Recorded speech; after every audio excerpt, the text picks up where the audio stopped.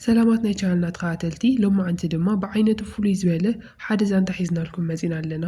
እዚ ንጹህ ሰብ ብናይ ሓሶት ተኸሲሱ ብኸመይ ንሓቅን ምርካብ ከም ዝቃልጽ ዘርኢ መደብ እዩ። ቪድዮና ቅድሚ ጅማርና ከምቲ ኩሉ ግዜ ዝብለኩም ቻናልና ሳብስክራይብ ምግባር ከይትርስዑ ኢኹም ቤተሰብና ብምዃን መዓልታዊ ንሰዶም ቪድዮታት እውን ክትከታተሉ ይሕብረልኩም። ሕዚ ናብ ፊልምና ነእቶ ክሳብ መወዳእታ ምሳይ ጽንሑ። እዚ ታሪክ ኳን ዝተባህለ ሓደ መንእሰይ ሓድሽ እሱር ኮይኑ ናብ ዝወረደ ከቢድ ማእሰርቲ እናኣተወ ከሎ እዩ ዝጅምር። ናብቲ ቦታ ምስ ኣተወ ብሰንኪ ዝተኸሰሶ ከቢድ ገበን ማለት እውን መጥቃዕትን ቅትለትን ናይ ሓንቲ ንእሽተይ ጓል ንዕኡ ዝጥምቶ ኩሉ ብጽልኢ እዩ። ንኹሉ ሰብ ኳን ሕልና ዘይብሉ ጭካነ ዝመልኦ ሰብ እዩ ዝመስል። ግን ድማ እቲ ዘገርም ሓቂ ንሱ ብፍጹም ንጹህ ምዃኑ እዩ። ኣብ ውሽጢ ሓደ መደብ ተጠሊፉ ተታሒዙ እቲ ንህይወቱ ዘዕነወ ሓደጋ ድማ ቅድሚ ውሑድ መዓልታት ዝጀመረ እዩ። ቅድሚ ምትሓዙ ኳን ቀሊልን ዕላማ ዘይብሉ ህይወትን ዝነብር ሰብ እዩ ነይሩ። ቀዋሚ ስራሕ እውን ስለ ዘይነበሮ መብዛሕትኡ ግዚኡ ኣብ ጌሚንግ ካፌ ምስ ኣዕርኽቲ ኮይኑ ብኢንተርኔት እናተፃወተ እዩ ዘሕልፎ ነይሩ። ኣብ ሓደ ምሸት ፀወታ ምስ ወድአ ኣብ ጥቕኡ ዝነበረ ጠረጴዛ ስልኪ ክድውል ይሰምዕ። ተደናጊጹ እውን ነቲ ስልኪ የልዕሎ እሞ ሓንቲ ዝፈርሐት ጓል ኣንስተይቲ ስልካ ኣብቲ ቦታ ከም ዝረስዐቶ ትገልጸሉ። እቲ ስልኪ ናብ ገዝኣ ንኸምፅአላ ብምልማን ድማ $300 ንኽትህቦ ቃል ተኣትወሉ። ኣብ መጀመርያ ተቃዊምዎ እዩ ነይሩ። እቲ ዓብዪ መጠን ገንዘብ ምስ ሰምዐ ግና ሓሳቡ ንኽቕይር ይገብሮ። ቀሊል ስራሕ እውን ስለ ዝመሰሎ ነቲ ስልኪ ልዒሉ ናብቲ ዝሃበቶ ድራሻ ይምርሕ። ኳን ናብቲ ገዛ ምስ በጽሐ እቲ መእተዊ ማዕጾ ተኸፊቱ ይረኽቦ። ካብ ሻወር ዝፈስስ ናይ ማይ ድምፂ ሰሚዑ ስለ ዝነበረ ቀሲሉ ኣትዩ ስማ ይጽውዓ። እታ ሰብ ግና ነቲ ስልኪ ኣብ ዓራ ተቐሚጡ እቲ ጥቕኡ ዘሎ ገንዘብ ንኽወስድ ትነግሮ። ኳን እውን ከምቲ ዝበለቶ ይገብር። ቅድሚ ምኻዱ ግና እቲ ናይ ገዛኣ ማዕጾ ከይተዓፀወ ጸኒሕዎ ስለ ዝነበረ ሰብ እውን ክኣቱ ስለ ዝኽእል ንኽትጠንቀቕ ይመኽራ። ንሳ ግን ምንም መልሲ ይሃበቶን። ስለዚ ብህድኣት ተመሊሱ ናብ ገዝኡ ኸይዱ ይድቅስ።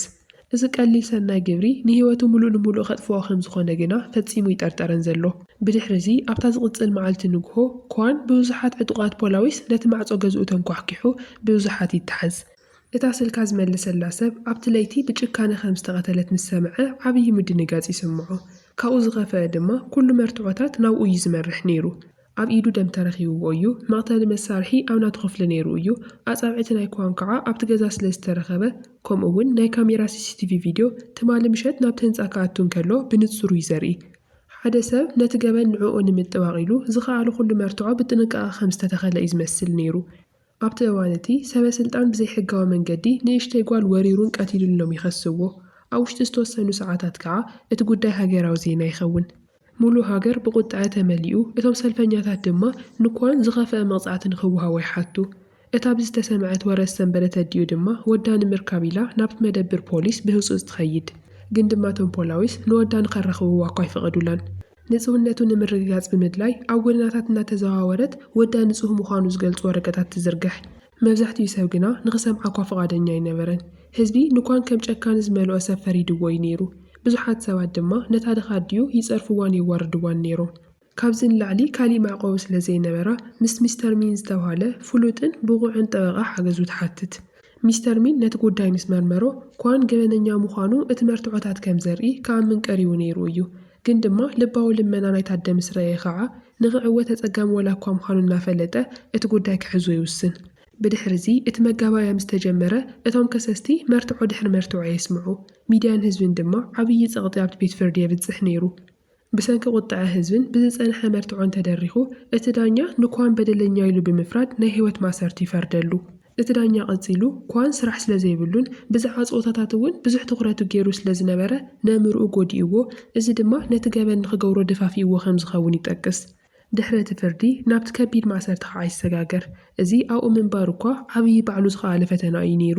ናብቲ ናይ ቤት ማእሰርቲ ግቢ ምስ ኣተወ ፖል ዝበሃል ኣብቲ ቦታ ብርቱዕ ፍርሒ ዝፈጥር መራሒ ጉጅለ ይስሕቦ። ፖል ነቶም ሰራሕተኛታቱ ንኳን ናብ ቅድሚኡ ንኽጎትዎ ትእዛዝ ይህብ። እቶም ፖላዊስ ድማ እዚ እናረኣዩ እኳ ምንም ነገር ክገብሩ ይደፈሩን።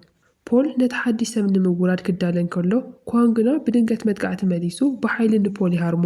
ሕዚ ኣብ ቅድሚ ኩሉ ዝተዋረደ ፖል ዝበለጸ ይናደድ። ንሱ ምስ ጉጅሉ ኮይኖም እውን ንኳን ብጭካነ ወጊኦም ብዘይ ምንም ምሕረት ይዕብድዎ። ኣብ መወዳእታ እቶም ሓለውቲ ጣልቃያ ግን ድማ ነቶም መጥቃዕቲ ዝፈጸሙ ሰባት ኣብ ክንዲ መቕጻዕ እቶም ሰበስልጣን ንኳን ብቻ እዮም ን30 መዓልታት ኣብ ጸልማት ክፍሊ ንኽእሰር ፈሪዶምሉ። እዘን ንበይኑ ግዜ ዘሕለፈን 30 መዓልታት ግና ንኳን ንዘለኣለም ይቕይርኦ። ካብ ዓለም ተፈልዩ ኣብ ጸልማት ብምጽንሖ ንምቅላስ ኣእምራውን ኣካላውን ስቓይ ይጻወር።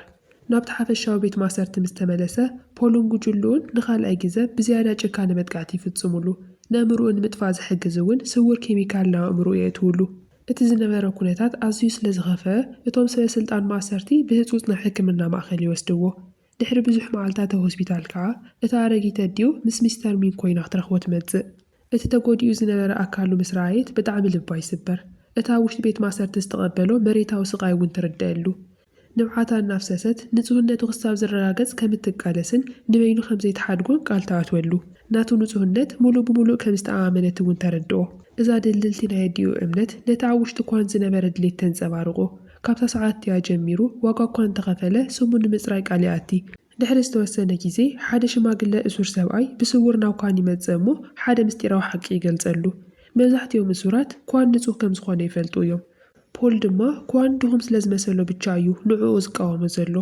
እዚ ቃል እዚ ነቲ መንእሰይ ኣዝዩ ይትንክፎ ሱቕ መዋል ማለት ካልእ መጥቃዕቲ ብቻ ከም ዝዕድም እውን ይፈልጥ ብድሕሪ እዚ ፖልን ጉጅሉን እንደገና መጥቃዕቲ ክገብሩ ምስ ፈተኑ ኳን ቅድሚ ምትሓዞም ይስወር ብቢሮን ወረቐትን ተጠቒሙ እውን ብልሓተኛ ዝኾነ ስውር መሳርሒ ይሰርሕ ኣብዚ ግዜ እዚ ብጥበቡን ብብልሓቱን ተዋጊኡ ነቶም ናይ ፖል ኣባላት ነንዋግሎም ይስዕሮም ኣብ መወዳእታ ድማ ንፖል ንባዕሉ ንምውቃዕ ይበጽሕ ኣብቲ ዝቕጽል መዓልቲ ሚስተር ሚን ሓደ ዘሕዝን ዜና ሒዙ ናብቲ ቤት ማእሰርቲ ይመጽእ እቲ ብገጹ ዝነበረ ድባብ መጀመርያ ምስ ረአየ ዝኾነ ጽቡቕ ዘይኮነ ነገር ከም ዝተፈጠረ ይግምት ሽዑ ሚስተር ሚን ብዓብዪ ጸገም ኣዲኡ ከም ዝሞተት ይነግሮ ብሰንኪቲ ናይ ማእሰርቲ ናይ ኳን ድማ ኣብ ቀብራ ንኽሳተፍ እኳ ይፈቕዱሉን ሚስተር ሚን ናይ ሞታ ወረቐት ኣብ ቅድሚቱ ተቐሚጡ ብሰንኪ ብዙሕ ዓመታት ህዝባዊ ውርደትን ቀታሊት ኣደ ብዝብል ስድራ ቤታዊ ጸቕትን ህይወታ ከም ዝሓለፈት የርድኦ እዚ ዜና እዚ ከዓ ንኳን ኣዝዩ ይሰብሮ እንተኾነ ግና ኣብቲ ዓብዪ ሓዘን እውን እንተኾነ ናይ ኣዲኡ ናይ መወዳእታ ቃል ንዝሰርሖ ዘይኮነ ገበን ናይ ገበነኛ ህይወት ከም ዘይቕበል ይዝክር ኣብታ ሰዓት እትያ ኳን ነቲ ቀንዲ መጥቃዕቲ ዝፈጸመ ሰብ ንምግላጽን ስሙ ንምጽራይን ንባዕሉ ቃል ይኣቲ ሞት ኣዲኡ ምስ ሰምዐ ከዓ ኣብቲ ቀብሪ ቅድሚ ምብጽሑ ንባዕሉ ቃል ኣትዩ ብቁጥዐ ንፖል ከም እንስሳ ይወሮ ኣብ መንጎ ክልቲኦም ብርቱዕ ቃልሲ ይፍጸም ኣብቲ ቃልሲ ማእኸል ድማ እቲ ሓፂን ናይ ፖል ናብ ናይ ከርሲ ኳን ይኣቲ ክልቲኦም ብርቱዕ መጉዳእቲ ይበጽሖም ሰበስልጣን ናይቲ ቤት ማእሰርቲ ብብርቱዕ ሓልዋ ገይሮም ናብቲ ጥቓ ዝርከብ ሆስፒታል ክወስድዎም ይግደዱ እታ መኪና ኣብ መንገዲ ክትጓዓዝ እንከላ ኳን ከም ዝሞተ መሲሉ ደቂሱ እዩ ነይሩ እቲ ትኽክለኛ ግዜ ከም ዝመጸ ምስ ተረድኦ ግና ብሃንደበት ተስዩ ኣብ ልዕሊቶም ሓለውቲ መጥቃዕቲ ይፍጽም ነቲ ሹፌር ኣፈራሪሑ እውን ነቲ ኢዱ ተኣሲሩሉ ዝነበረ ካቴና መፍትሑ ይቕበል ግን ድማ ቀዲሙ ካብቲ ቦታ ቅድሚ ምምላጡ እቲ ሹፌር ክሕዝዎ ይሞክር እሞ እታ መኪና ቁፅፅር ሲኢና ትጋጮ ኳን ነዚ ዕንወት ከም ጽቡቕ ኣጋጣሚ ተጠቒሙ ነቲ ኢዱ ተኣሲሩሉ ዝነበረ ካቴና ይፈትሕ እሞ ብህፁፅ ከዓ ናብቲ ጫካ ከምልጥ ይሞክር ነገር ግን እቲ ቆሲሉ ዝነበረ ሰርጀንት ከዓ ብረቱ የልዕል ኳን ንጹህ ክኸውን ከም ዝኽእል ፈሊጡ ድሓር ብረቱ ይሓድገሉ እሞ ንክሃድም ይፈቕደሉ ድሕሪ ናይ ብዙሕ ሰዓታት ጉዕዞ ኣብ ሓንቲ ንእሽተይ መንደር መጺኡ ክዳኑ ቀይሩ ብስውር ይጠፍእ እቶም ፖላዊስ ድማ ሃገራዊ ኣለሻ ይእውጁ ኳን ኣብ መንገዲ መኪንኦም ዝተበላሸዎም ክልተ ሰባት ይረክብ ቅድሚ ሕዚ ናይ ሜካኒክ ክእለት ስለ ዝነበሮ እቲ ክእለቱ ተጠቒሙ መኪንኦም ንኽጽግነሎም ይሓቶም እቶም ሰባት ድማ ንዝገበረሎም ነገር እናመስገኑ ናብቲ ዝኸድዎ ዝነበረ ኣንፈት ሒዞምዎ ይኸዱ ክልቲኦም ሰብኣይን ሰበይትን ካብቲ ሃገር ጠቕሊሎም እናወፁ ስለ ዝነበሩ ከዓ እታ መኪና ንኳን ይህብዎ ተደልዩ ክጥቀመላ ተደልዩ ድማ ንኽሸጣ ይናገርዎ ብድሕሪ እዚ ኳን በታ ዝረኸባ መኪና ገይሩ ናብ ከተማ ይምለስ ሕዚ ዘለዎ ሓንቲ ዓላማ እቲ ሓቂ ምርካብ ብቻ እዩ ነይሩ መጀመርያ ናብቲ ጠበቑ ሚስተር ሚን ገዛ ይኸይድ ኳን ኣብዚ ሕዚ ሰዓት ንኡ ክሕግዞ ዝኽእል ሓደ ሰብ ሚስተር ሚን ብቻ ከም ዝኾነ እዩ ዝኣምን ሚስተር ሚን እውን ናብ ገዝኡ ይቕበሎ እሞ እታ ካብ ኣዲኡ ዝተቐበላ ክባር ናይ ክሳድ መጋየፂት ይህቦ እቲ ምርመራ ዳግማይ ንኽኽፈት ተስፋ እናሃቦ መጀመርያ ግን ኳን ባዕሉ ኸይዱ ንፖላዊስ ኢዱ ክህብ ከም ዘለዎ ይመኽሮ ኣብቲ ሰዓት ኳን እታ ኢድካ ሃብ ትብል ቃል ምስ ሰምዐ ዝተወሰነ ጥርጣረ ይሓድሮ ዝኾነ ቃል ከይበለ እውን ብህድኣት ካብቲ ገዛ ወፂኡ ዝኾነ ጌጋ ከም ዘሎ ይፈልጥ ብድሕሪ እዚ ኣብ ውሽጢ ሓደ ናይ ኢንተርኔት ካፌ ተሓቢኡ ብዛዕባ እቲ ጉዳይ ዝገልጽ መርበብ ሓበሬታታት ይምርምር ኩሎም መራኸብቲ ብዙሓት ከም ጨካነ ዝመልኦ ቀታልዮም ገሊፆምዎ ዘለዉ ኣብ መወዳእታ ግን ተስፋ ዝጠፍአሉ እዋን ኳን ተኻሒዱ ዳ እምበር ንሱ ንጹህ ሰብ ከም ዝኾነ ዝገልጽ ሓደ ስውር ዶክሜንተሪ ይረክብ እቲ ምርመራ ኣብቲ ናይ ፖሊስ ግዜ ሰሌዳ ዘይከኣል ጌጋታት ኣቃሊዑ መርትዖታት እውን ብብልሓት ከም ዝተቐየረ የርኢ እዚ ድማ ንኳን ንመጀመርያ ግዜ ሓደ ተስፋ ይህቦ እዚ ዶክሜንተሪ ብሚስተር ሄሪ ዝተባህለ ሰብኣይ ዝተጻሕፈ እዩ ሕዚ እዚ ምስጢራዊ ጸሓፊ መን ከም ዝኾነ ንምርካብ ኳን ንብዙሕ ሰዓታት ይከታተሎ እቲ ዝገርም ነገር ግና ሚስተር ሄሪ ሰብኣይ ዘይኮነስ ዩን ዝተባህለት ሓንቲ ብልጽትን በላሕን ጓል ኣንስተይቲ እያ ነይራ ቅድሚ ሕዚ ብኢንተርኔት ጌም ክጻወቱ ከለዉ ምስ ኳን ተመሳሳሊ ጸወታ ርክብ ነይሩዋ እዩ። ክዛረቡ ቅድሚ ምጅማሮም ግና እቲ ናይ ካፌ ማናጀር ንኳን ስለ ዘለለዮ ብስውር ንፖላዊስ ሓበሬታ ይህብ። ሕዚ ኣብ ሓደጋ ከም ዘለዎ ምስ ተረድኡ ዩን ንኳን ካብታ ከተማ ብህፁፅ ወፅያ ናብቲ ንሳ ትነብረሉ ስውር ናይ ትሕቲ መሬት መዕቆቢ ትወስዶ። እዚ ስውር መዕቆቢ ካብቲ ኳን ዝፈልጦ ብጣዕሚ ዝተፈለየ እዩ ነይሩ። መናድቑ ብዓብዪ ናይ ኮምፒተር ስክሪናት ተሸፊኑ ናይ ክትትል ሓበሬታ እዩ ዘርኢ። ሽዑ ድማ ዩን ካብቶም ዝበለጹ ሃከራት ሓንቲ ምዃና ትገልጽ። ቀፂላ ንኳን ምግቢ ተቕርበሉ እሞ ንሱ ድማ ብጥሜት ይበልዖ። ድሕሪ ዝተወሰነ ግዜ ብዙሓት ሰባት ናብቲ መንበሪ ይኣትዉ። ኣብ መጀመርያ ኳን ተደናጊጹ ንባዕሉ ንምክልኻል ይዳሎ፣ ግን ድማ እቶም ሰባት ናይ ቀደም መሳርሕቲ ምዃኖም ይፈልጥ። ኩሎም ነቲ ክሕደት ንምግላጽን ንጹህነት ኳን ንምርግጋጽን እዮም ተኣኪቦም ዘለዉ።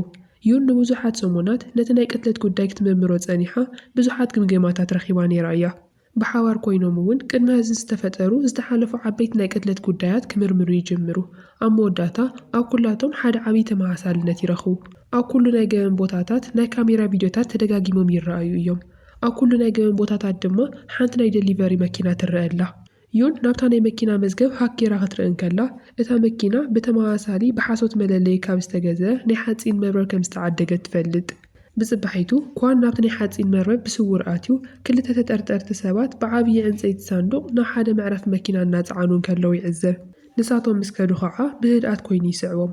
ኣብ መወዳእታ ናብቲ ዝለዓለ ዋጋ ዘለዎ ገዛ ናይ ፊልም ተዋሳኢ ዝኾነ ኖጁንዮን ከይዶም ጠጠው ይብሉ።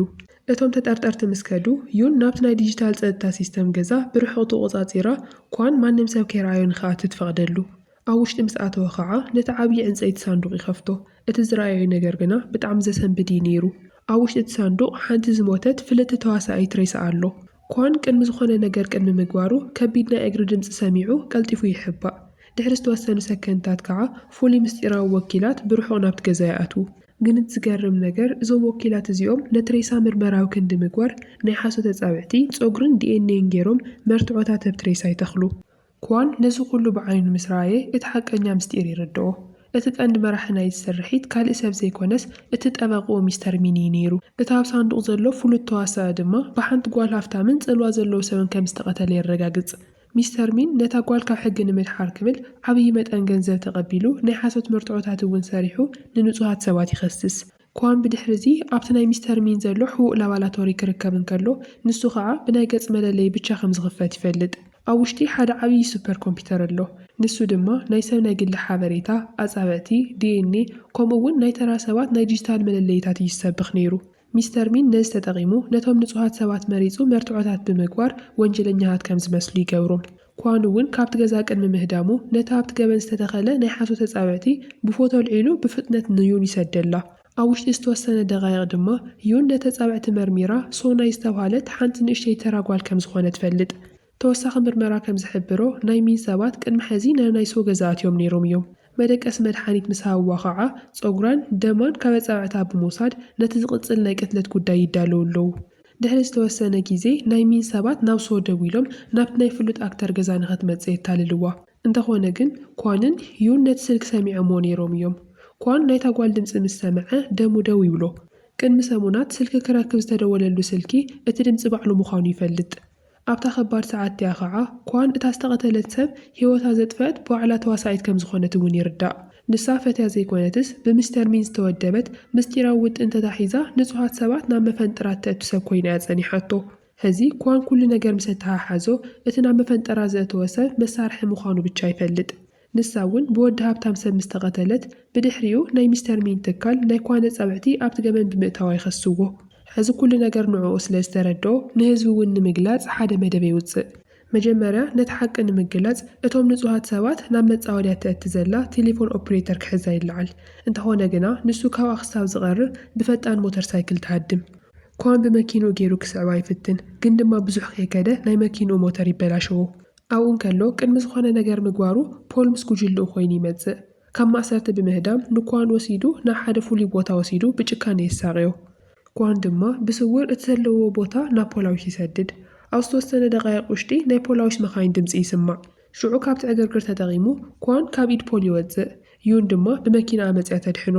ክጓዓዙ ከለዉ ኳን ፖል ብቐሊሉ ከመይ ገይሩ ክረኽቦ ከም ዝኽእል ይሓስብ። ዩን ድማ ነቲ ሚስተር ሚን ዝሃቦ ናይ ክሳድ መጋየፂ ብጥንቃቐ ትምርምሮ። ከም ዝጠርጠረቶ ከዓ ኣብ ውሽጡ ሓደ ንእሽተይ GPS ትራከር ትረክብ።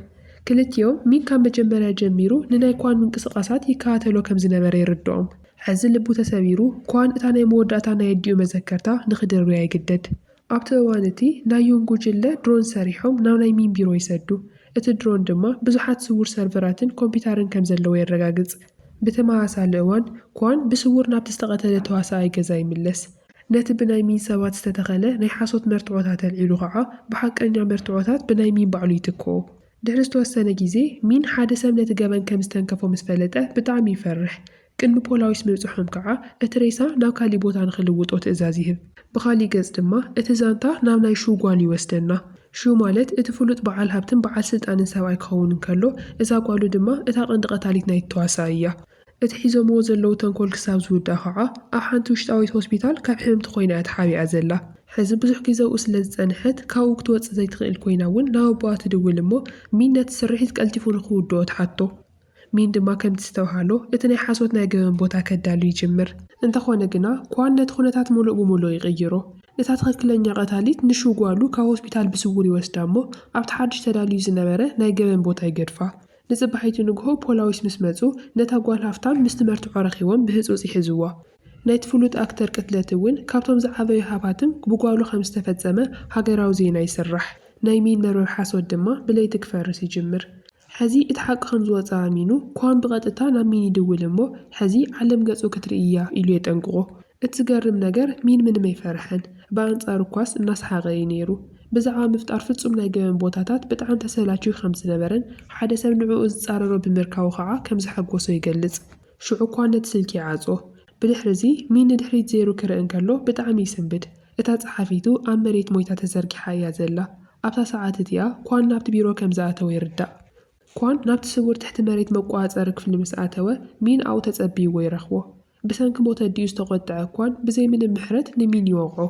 ንሱ ነቲ ኮምፒተር ምስ ኣበገሶ ከዓ ንጹሃት ሰባት ብኸመይ ከም ዝተኸሰሱ ዝገልጽ መዛግብቲ ብቻ ዘይኮነስ ኣዲኡ ፍትሒ ንምርካብ ኢላ በይና እናተቓለሰትን ከላ ዝተቐረጸ ምስልታት እውን ይርኢ።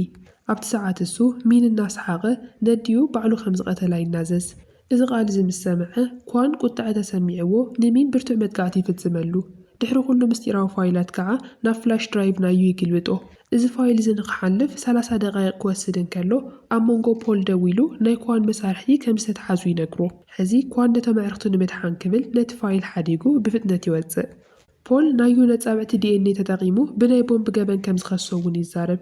ኣብቲ ስውር መዕቐዊ ፖል ተኽሲ ክኸፍት እንከሎ ብመደብ ኳን ብርሃን ጠፊኡ እቲ ቦታ ጸልማት ይኸውን። ኳን ድማ ብናይ ጸልማት ብልሓት ናይ ፖል ጉጅለ ሓደ በብሓደ እናገበረ ይስዕሮም። ከምዚ ገይሩ ከዓ ነቶም ኣዕርኽቱ እውን ከድሕኖም ይኽእል። ድሕሪ ምድሓን ኣዕርኽቱ እቲ ጉጅለ ንናይ ሚን ገበናት ንምግላጽ ናብ ሃገራዊ ቤት ጽሕፈት ቴሌቪዥን ይግስግሱ።